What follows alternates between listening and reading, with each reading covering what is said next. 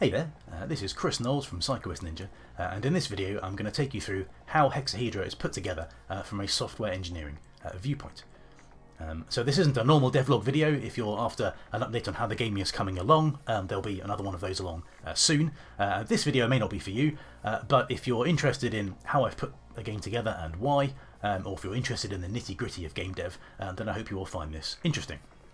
So unsurprisingly, the structure of the Hexahedra code reflects pretty closely what it is you see on screen.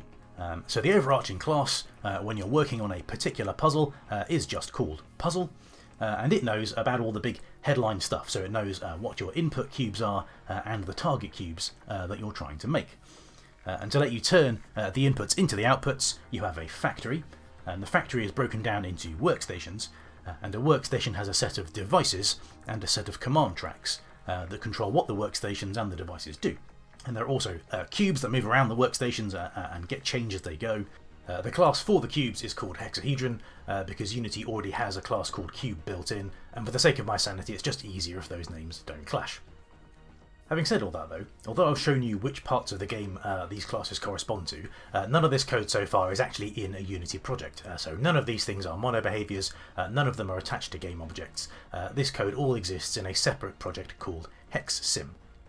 However, the Unity project does have access to this code, to this DLL, so it does have access to things like the Hexahedron class. And I'll come on to the reasons why I've split things up this way in a moment, but the code so far is in a hierarchy of classes that does reflect the way that the game is played. So when a puzzle wants to know what happens in the next step, it tells the factory to work that out, the factory tells each workstation to process the next step, and the workstations look at the next command they have to execute on the current track, and that might be something like trigger the device at the top of the workstation, or it might be send the cube in the workstation over to the next workstation on the right. The workstation can then update its own state, and that might mean asking a device to take action and work out what happens as well. So if a spray painter is triggered, that device knows that it should paint the side of a cube and what colour it should paint it. And once that's done, and the cube has been updated if that's relevant, the workstation can update the command tracks themselves to reflect what command should be executed next. So for example, lasers are devices that allow for the logic to branch depending on the colour of the surface that the laser beam hits. So the workstation will need to account for the result of the laser firing when updating the command tracks. So this is all the code we need to simulate the factory when it's running, and to see if the factory solves the puzzle by shipping the correct cubes. And the reason all of this doesn't exist inside the Unity project is because I want to use this code in two places. One of those is the Unity project, which people will download and play, but the second is a stats server that will track statistics for the puzzle, so that when you finish a puzzle, the game can show you on a graph how your performance compares with other people's. And for that to be robust, the stats server needs to be able to verify results, so it needs to be able to run through a solution to check that it does do what it says it does.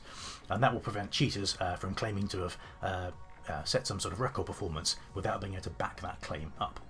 And having this code packaged up into a DLL means I can use it in both of those places. For the Unity client to work though, it does need to know what's going on inside the factory.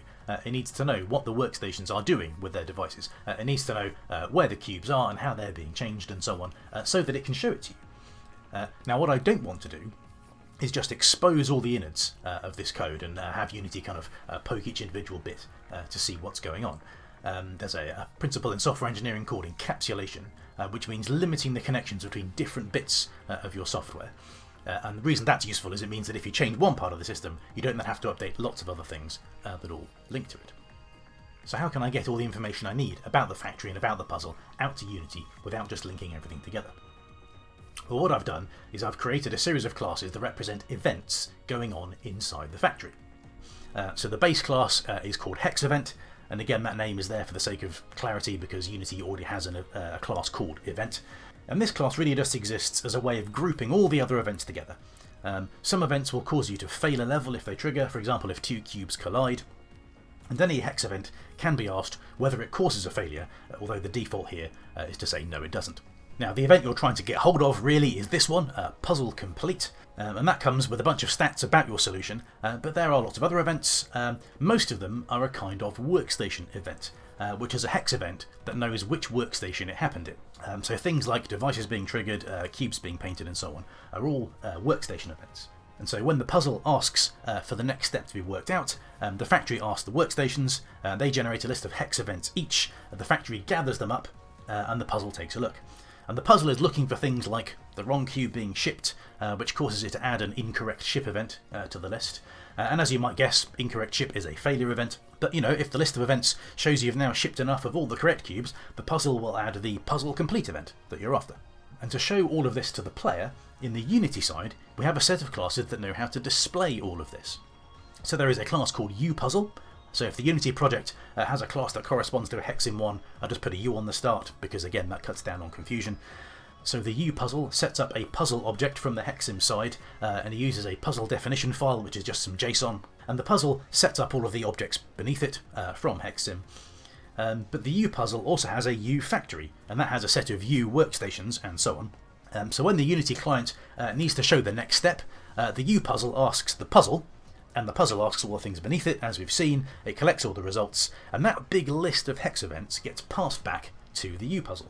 And the UPuzzle checks for things like the puzzle complete event, so it can tell you, you finished the level, congratulations. But it also passes all the events down to the U factory, and that passes them on to the U workstations.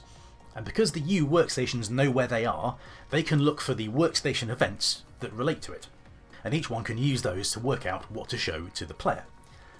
So that, tells it which devices to animate, how to update the cube it's working on, and so on. So, if a cube gets a panel painted red, a trigger device event is produced by a spray painted device. That gets passed up the chain to the puzzle, it gets passed across to the U puzzle, and then back down the chain to a U device, specifically a U spray painter, and that responds by playing the spray painter models animation and VFX. The device will also create a set face front color event, and the U hexahedron on the Unity side will use that to change the colour of one of its faces. So I like to think of this structure as being a bit like the OSI networking stack model, if you're familiar with that, and that describes how messages are passed between programs running on two different computers. So we have a way for each bit of the Hexim stack to send messages to its Unity version counterpart, but it's not actually done directly. We pass messages up and down the stack, and there's only one place where the information actually swaps sides. Messages do also go back the other way, so when you as a player change the factory by adding a device or adding a command, the Unity side passes that information to Hexim, and that means that Hexim stays up to date on the state of the factory, and so that the factory will do what it looks like it does. But Hexim is actually in charge of whether or not the change is valid, so if it rejects the change for whatever reason, then the Unity side won't make the corresponding visual change to the factory. So some devices can only be added in certain positions in a workstation, so the weigher, for example, has to go on the bottom, and Hexim will enforce that. The Unity client should indicate that visually when you're dragging a weigher around, and it shouldn't actually attempt to forward the message on to Hexim if you do drop it in an invalid place, but this provides a safety net to prevent the factory from getting into a weird state. So this structure gives me two big wins. The Hexim part is separated from Unity, which means I can reuse it, and also it turns out to be much easier to unit test, and the hex event message passing system leaves the two parts neatly encapsulated. It's working very well, and it's helping me to keep the two projects a manageable size. If you want to see me working away on both of these projects, I do stream the development on Twitch. You can come and watch me there, and I'm always very happy to answer any game dev questions if there's anything about this you want to ask me about. If you would like to receive progress updates about how the game is coming along, then do like this video and subscribe to the channel. There will be more devlogs along soon. There's also a Discord server where you can come and chat to other future factory managers, and there's also a mailing list which will give you, again, another way to receive updates, but also that's the place I will first put out the call for playtesters when I'm ready to start sending builds out to get some feedback. But thank you for joining me, and hope to see you in a stream or in another video soon.